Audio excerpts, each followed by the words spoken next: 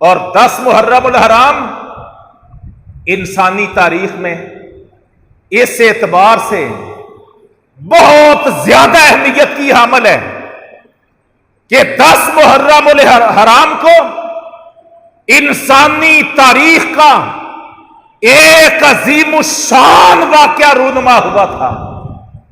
اور وہ واقعہ کیا ہے کہ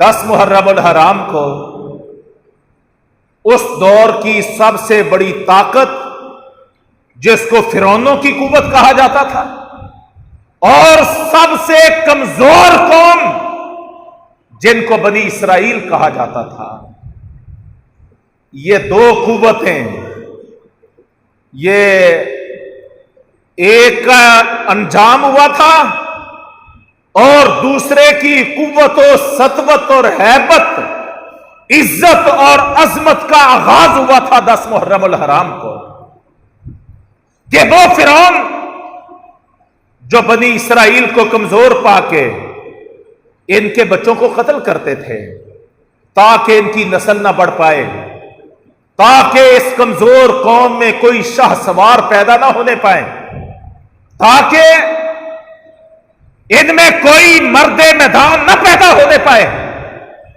اس بنیاد پر فرعونوں نے یہ طے کر رکھا تھا ان کے بچوں کو پیدا ہی نہیں ہونے دینا، ماں نے حمل ان کو گولیاں کھلانی ہے، اور اگر کوئی بچہ پیدا ہو جائے تو جو ہی خبر ملے اس بچے کو اس کی ماں کی آغوش سے پکڑ کے اس کی ماں کے سامنے تڑپا تڑپا کے اس کو قتل کر دینا ہے، ذبح کر دینا ہے.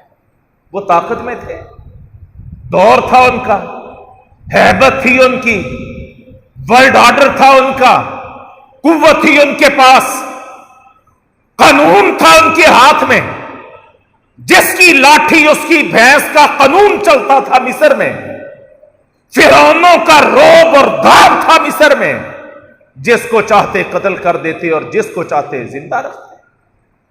بچیوں کو زندہ رکھتے لونڈیاں بنانے کے لیے اور بچوں کو قتل کر دیتے اپنی قوت و طاقت اور ہیبت کو قائم رکھنے کے لیے.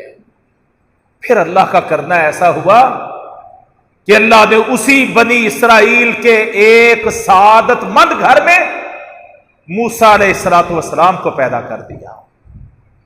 جب پیدا ہوئے تو موسیٰ کی ماں اپنے بیٹے کو اپنی آغوش میں پناہ دینے سے گھبرا رہی ہے، ڈر رہی ہے، لرز رہی ہے، خوف زدہ ہے. اللہ تبارک تعالیٰ نے پیغام بھیجا، اے ام موسیٰ تو نے گھبرانا نہیں ہے. اگر تیری گود تیرے جگر کے ٹکڑے کو پناہ دینے سے انکار کر دے تو ایک صندوقچے میں اپنے بیٹے کو ڈال کے یہ سامنے والے بہتے ہوئے دریا کی موجوں کے سپرد اس کو کر دینا ہے. ماں کی ممتا تھی. اس بنیاد پر جیسے ہم اپنے کسی عزیز رشتہ دار کو ڈاکٹروں اور سرجنوں کے سپرد کر دیتے ہیں اس کی زندگی کی بقا کی امید پر، موسیٰ کی ماں نے فرعونوں کے قدر سے ڈرتے ہوئے اپنے بچے کو دریا کی لہروں کے سپرد کر دیا تھا.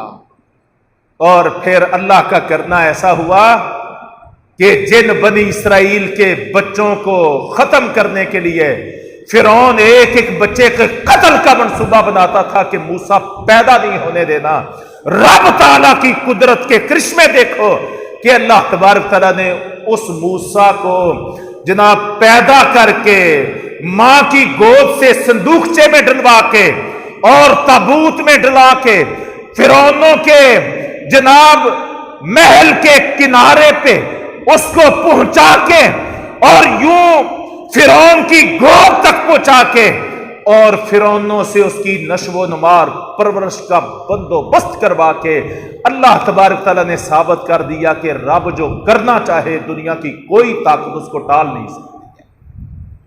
موسیٰ علیہ السلام نشو و نما پا گئے، جوان ہو گئے. ایک واقعے کے نتیجے میں ان کو ہجرت کرنا پڑی.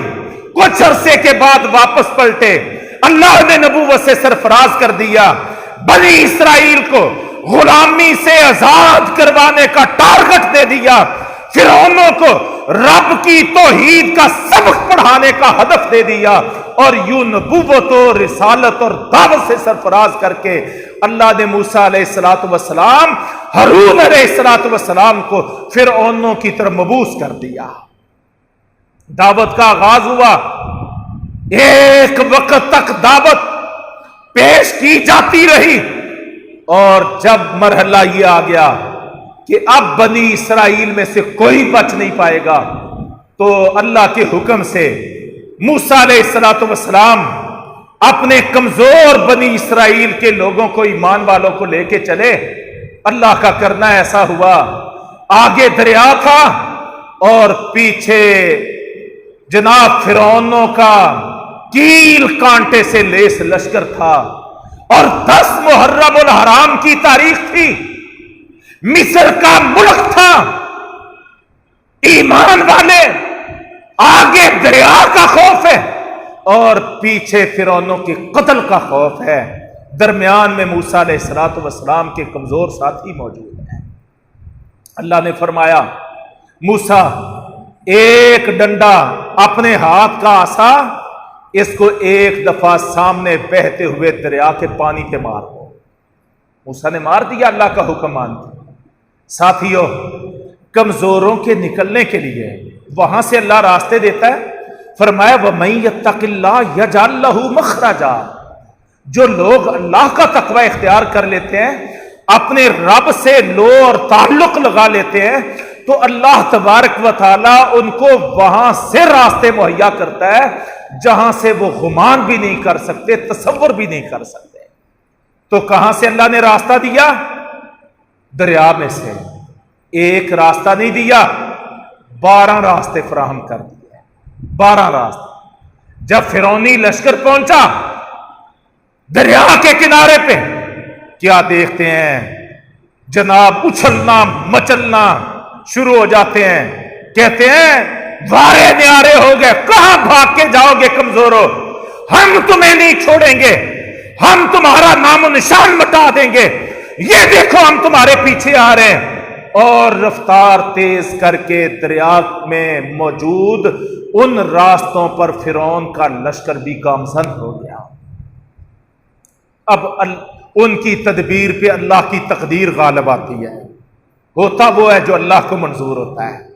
جن راہوں کو بنا کے پانی کو موجیں مارنے سے روک کے پہاڑوں کی طرح پانی کو کھڑا کر کے اللہ نے بنی اسرائیل کے کمزوروں کو جس دریا سے راستے مہیا کیے تھے، جب فرعون اور اس کا لشکر اسی دریا کے بیچ میں پہنچا، رب کا حکم آ گیا، اے میرے پانیوں پھر چل پڑو، موجیں مارنا شروع ہو جاؤ۔ تو قرآن بیان کرتا ہے 10 محرم الحرام کی تاریخ تھی، اور فرعون بھی اور اس کا لشکر بھی بیچ دریا کے ڈبکیاں کھا رہے تھے۔ اور اس کے آخری الفاظ جو قرآن نے کوڈ کیے ہیں، کائنات کی سب سے سچی کتاب ہے، قرآن نے کوڈ کیے ہیں، آخری الفاظ جب ڈبکیاں پڑ رہی تھی، پانی کے تھپیڑے پڑ رہے تھے، اور جبرائیل امین عام موجود تھے اور سارا منظر دیکھ رہے تھے، آخری الفاظ کیا کوڈ کیے کہ میں اس اللہ پر ایمان لاتا ہوں کہ جس اللہ پہ بنی اسرائیل ایمان لائے ہیں۔ لیکن اللہ کا جواب کیا آیا؟ اللہ کا جواب یہ آیا، فرعون اپنی زبان کو بند کر لے، منہ بند کر لے، اب یہ ایمان والی باتیں، یہ یقین والی باتیں، ان کا وقت گزر چکا ہے۔ جبرائیل آگے بڑھے اور اس خدشے کی بنیاد پر مستدرک حاکم میں یہ روایت موجود ہے، اس خدشے کی بنیاد پہ کہ کہیں یہ کلمہ نہ پڑھ لے اور اللہ کو اس کے کلمے پہ ترس نہ آ جائے۔ نبی کریم فرماتے ہیں جبرائیل آگے بڑھے، دریا کی جناب گیلی مٹی اپنے ہاتھ میں لی اور وہ مٹی فرعون کے منہ میں ٹھونس دی تاکہ کلمہ نہ نصیب ہو جائے۔ یہ بدبخت ظالم اسی طرح تڑپتا اور ڈبکیاں کھاتا ہوا جہنم نصیب۔